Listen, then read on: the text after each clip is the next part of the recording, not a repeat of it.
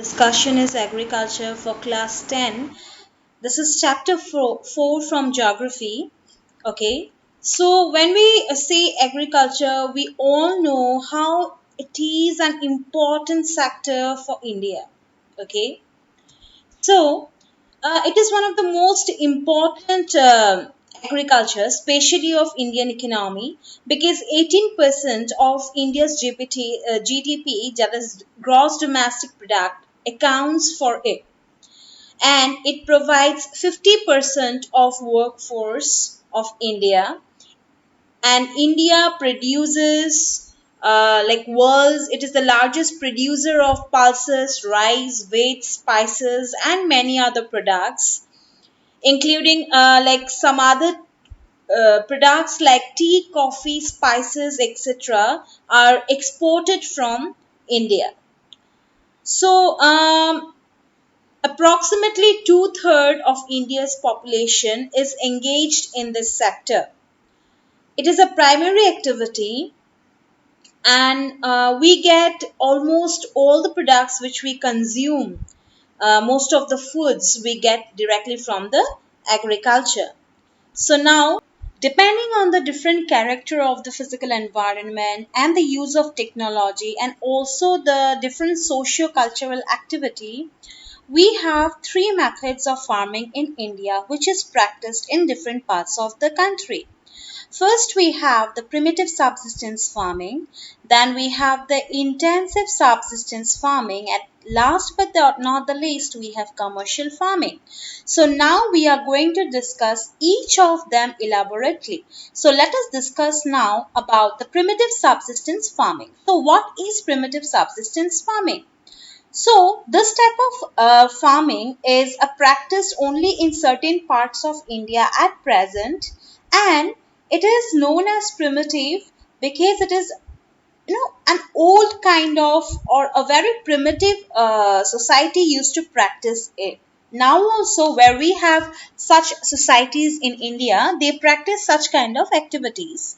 So it is practiced on small patches of land, and with the help of certain tools like hoe, dowel, digging sticks, labors, etc., this particular farming is practiced.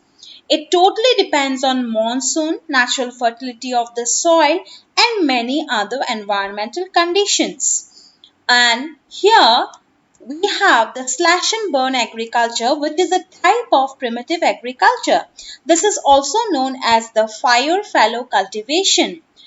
In this type of farming, especially a particular plot of land, here cutting and planting of like is done in a particular forest or a woodland so that a field is created. Such kind of field is known as Sweden. It was first used by the European pioneers of North America. Here, a particular land here when the soil fertility decreases, the farmers shift from that particular land and clear a fresh patch of land for cultivation. It allows They allow the land to naturally replenish the fertility of the soil by some different natural processes. Then land productivity in this type of agriculture is very low because the farmer do not use any kind of fertilizers or any kind of modern inputs in slash and burn agriculture. Variety courses like rice, maize, cash crops like cotton, ginger, linseed, etc., and vegetables like soya bean, potato, pumpkin are grown here. So, this particular activity is known by different names in different parts of India. It is not only practiced in India but also in different parts of the world. Now, let us know the different names by which it is known in India and some other parts of the world. So, in Northeast, it is known as Jhuming. In Manipur, it is known as Pamlo. In Chhattisgarh and Andaman and Nicobar Islands, it is known as Deepa. In Madhya Pradesh, it is known as Bewar or also Dahiya. In Andhra Pradesh, it is known as Podu or Panda. In Orissa, it is known as Pamadabi or Koman or Bringa. In Western Ghats, it's known as Kumari. Now, in certain parts of the world, like Mexico and Central America, it's known as milpa. In Venezuela, it's known as canuco. In Brazil, it is known as roca. In Central Africa, it's known as masole. Indonesia, it's known as ladang. And Vietnam, it's known as array. And also some other places, like it is also practiced where it is known by different names. So this is all about the slash and burn agriculture, which is a type of the primitive agriculture. Now let us talk about the intensive subsistence farming. So this type of farming is practice where there is high amount of people. That means where the population is more. And here larger number of labor is required, and also large amount of biochemical inputs and irrigation is used so that the production, the output can be more. Like as we know that in India we have the right of inheritance from, like, which leads to the division of land among the successive generations of land holding size, which is obviously uneconomical, and the farmers here continue to take the maximum output from the minimum land. That means there is high pressure on the land. So this type of farming causes pressure on the land, and of course, as because it is practiced in intensive use, so soil erosion also takes place higher in this kind of farming. Now let us talk about the commercial farming. So in commercial farming, the name itself says that the main priority of commercial farming is for market. So here, like high doses of modern inputs are used. For example, HYV seeds, high yielding variety seeds, then chemical fertilizers, insecticides and pesticides, so that the production can be more. And also, although it is commercial farming, it's not that in the whole world the commercialization or the rate or the degree of commercialization will be same. It's different based on the different climatic factors and also the natural factors. For example, rice is a commercial crop in Haryana and Punjab, whereas it is a subsistence crop in Orissa. Now, I think all of you know what is the difference between commercial and subsistence crop. So, the one crop may be commercial for one region, but it might not be the same for the other region, because with the climate, also the technological know-how and the soil fertility and the type of soil do matter. That is why the degree of commercialization is not in same in the whole India. Next, under commercial farming, we have plantation. Plantation is a type of commercial farming. And in this type of farming, only one crop is grown in a big, large area. Here, there is a correlation between agriculture and industry, because the plantation covers large tract of land, so high capital investment is required, and some migrant laborers are also used. So the production can be all the production which is produced from this particular type of farming is used as a raw material in different kind of industries. For example, in India, coffee, rubber, sugarcane, banana, etc., they are the most important plantation crops. Like coffee is an plantation crop in Karnataka, then tea in Assam and North Bengal. Then, like, as because the main purpose of plantation is market, right? So here what happened, there should be a proper network channel from the place of cultivation to the place of market. Okay, so high or very good transport and communication network is also essential for such kind of activity. Here, the processing is done in the industries, and market plays a very important role. And if all these things, the farming where plantation is done, the transport network system, and the market. If this is very good, then definitely the plantation will be of that region will be developed. Now next we have the different cropping pattern. So as we have studied in class 9 that we have a high physical diversity in India, we have almost 6 different physiographic divisions in India, and so thus we have different culture and different cropping pattern based on the seasons in India. So these patterns are also known as agricultural practices or the cropping pattern in India. So different types of crops, vegetables, fruits, spices, etc. are important crops which are grown in India.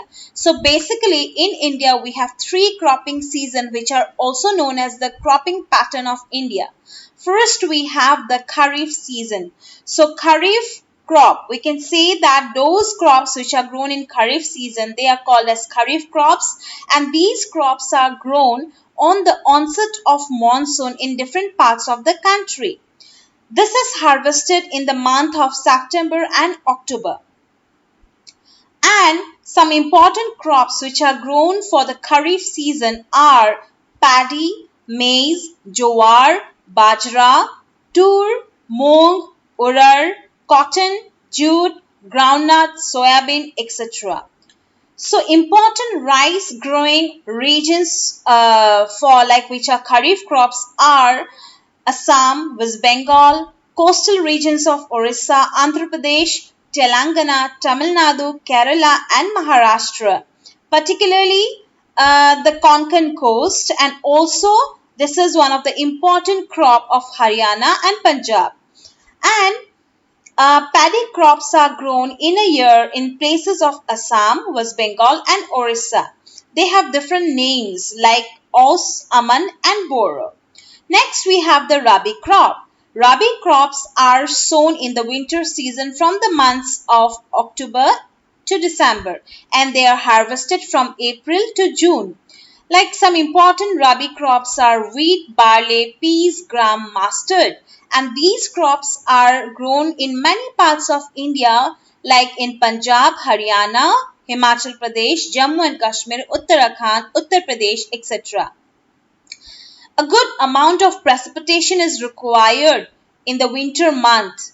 And whenever we have such kind of precipitation due to the western temperate cyclone, it does help for the growth of the rabi crops.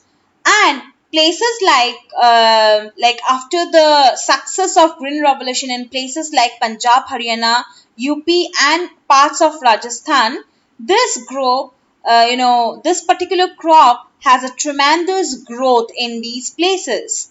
And now we have studied about Kharif and Rabi crop. Now other than that, we have another crop which is grown in between Kharif and Rabi season, which is known as the Zaid season. Okay, so Zaid season, the Zaid crops are grown, and Zaid crops, for example, they are watermelon, muskmelon, cucumber, vegetables, and other further crops. Sugarcane is almost grown throughout the year. They take almost a year. So these are all about the cropping pattern or cropping season of India. Now next we have the major crops.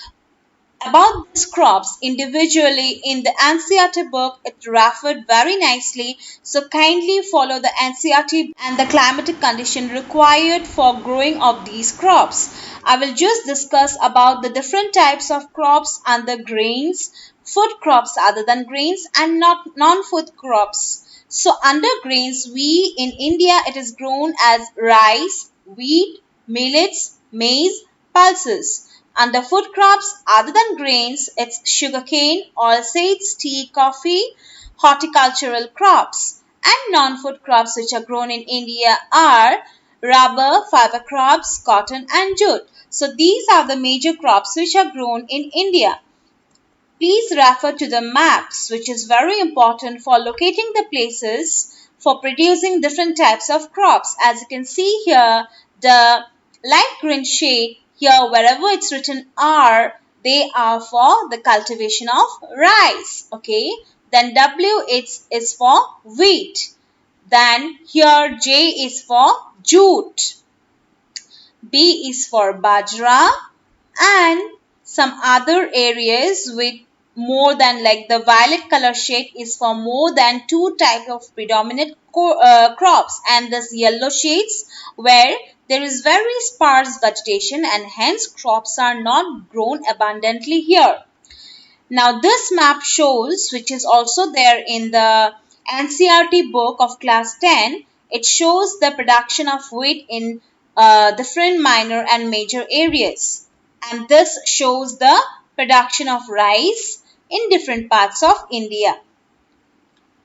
And here this map shows the commercial crops which are grown in India.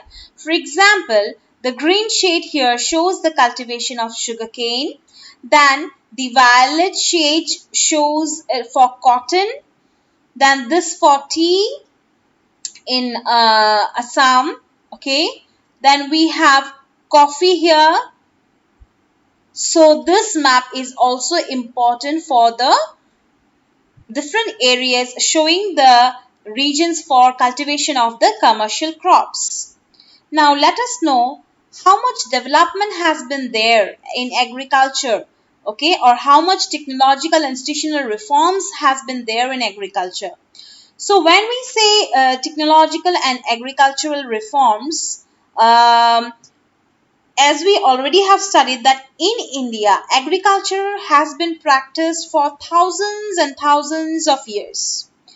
So, with time, the technological reformation has also been done, okay, because of which the agriculture has developed in India. But despite of this development, okay, only in certain parts of India there has been development, not in the whole country. Till today, Indian farmers are dependent on the monsoon, and we all know that monsoon is unpredictable. So, agriculture provides livelihood for almost 60% of the population, and obviously we need high technological and institutional reform for it. Like collectivization, consolidation of holdings, cooperation, and abolition of jamindari are given priority, so that institutional reforms can be done after independence. So they were given priority. Land reform was done in the first 5-year plan, and the right of inheritance, okay, it leads to fragmentation of land, which gives high pressure on the land. So the laws of the land reforms were enacted, but the implementation was not done appropriately. But the government of India, they have done some reformations in the 1960s and 1970s.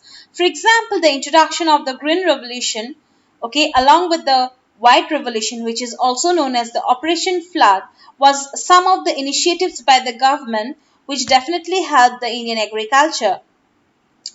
And certain provisions were given to the farmers due for crop insurance against drought, flood, cyclone, fire, and diseases. Then establishments of Grameen Bank, cooperative societies, and banks for providing loan facilities at a lower taxations to the farmers, and also with low interest, and some other steps were taken by the government. And also Kisan Credit Card KCC, then Personal Accident Insurance Scheme PAIS are some other initiative taken by the government of India so that the farmers of India can be benefited. Also, special weather bulletins and agricultural programs for farmers are introduced, which are telecasted in radios and televisions. And the government also announces minimum support price, remunerative and procurement prices, so that the speculators or the middlemen, they cannot do any kind of exploitation to the farmers. So these are the initiatives which our Indian government have taken. Obviously, it's a great step taken by the government of India. Now, next we have the impact of globalization. As we all know that globalization have impacted the whole world, okay, it is not a new phenomena.